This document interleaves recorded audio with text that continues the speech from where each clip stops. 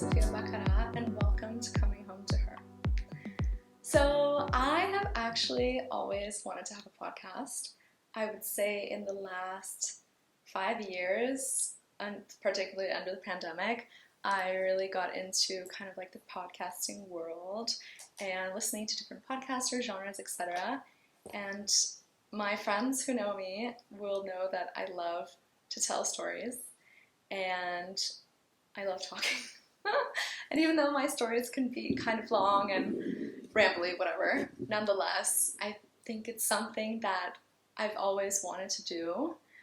So this past summer, I actually kind of had an idea spark and kind of came to terms of, you know what, let's just do it. So here I am, as bizarre and uncomfortable it is to speak in front of a camera and essentially put yourself out on the internet, although it's obviously something that's quite normal in our day and age. It is, I think, a natural in that sense and something that I obviously am trying out. So here we are. I also just want to give a little background context in regards to myself and kind of the essence of why I decided to create Coming Home to Her. So I am originally from a tiny island in the middle of the Pacific called Maui in the state of Hawaii. And at the age of 18, I decided to move to Copenhagen, Denmark, where my father is originally from. I had been there a few times, but nonetheless, I didn't know a single person that was of my age.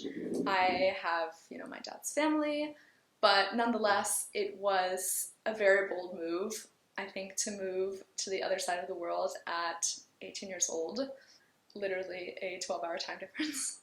And then from there, I moved to another city in Denmark called Aarhus, where I went to university. Literally, had only been there once for an hour, and otherwise I didn't know a soul who lived there. And then in 2023, I had the opportunity to start my career and move to Lisbon, Portugal, where I was relocated.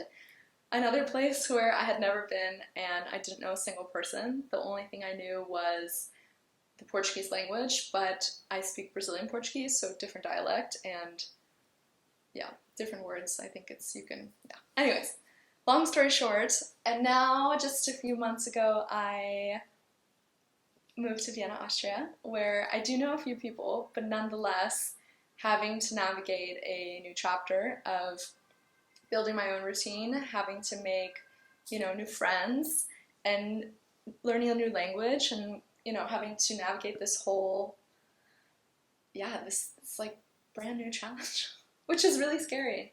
And essentially the essence of Coming Home to Her is based on my experience up till now, having, moved around a bit and, living in places that I had never visited before, languages I didn't know but had to learn, and I'm learning a new language now, and having to make new friends, build my routine, navigate parts of the city that I like and things I don't like. And obviously I was an 18-year-old girl, and now in my mid-20s, you change a lot. And I don't think that there is enough emphasis on these challenges and how it can be really difficult, I think, as a young adult to go through this and have your family be so far away. And something actually, just like a example memory that really sticks out for me is when I was in university, a lot of my classmates were expats from different European countries, and I found it so interesting that they always felt alone in that regard. And, I think we all really bonded of, not being from the country that we were living and studying in, and, cultural differences, which are obviously extremely normal, and, we're not all supposed to be the same. But nonetheless, how they felt so alone, although they were only a 1 or 2 hour, max 3 hour plane ride from home.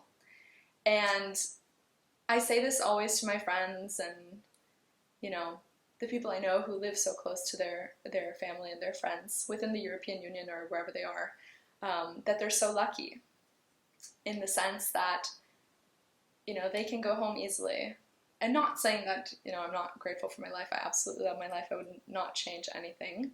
But something that I think it's important to shed light on, that we all, obviously navigate through challenges in our own ways, and something that might be so simple for you, or, a no-brainer, or something that would not be, let's say, disrupting or challenging, could be for someone else.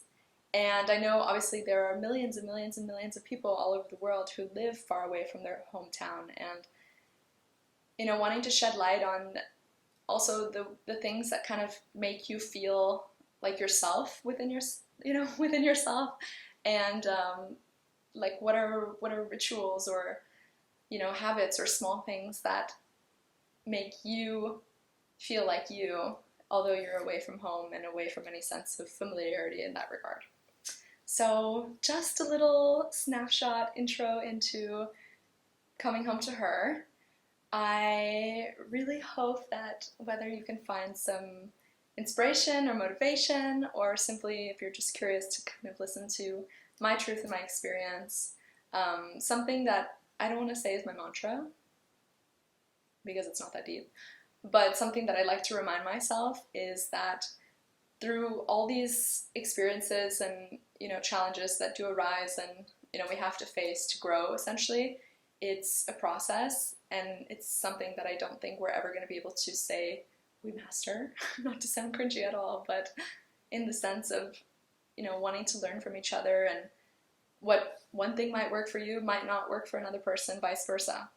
So I hope you enjoyed this introduction episode, and you stay tuned to what's coming on Coming Home to Her. And yeah, thank you. Bye.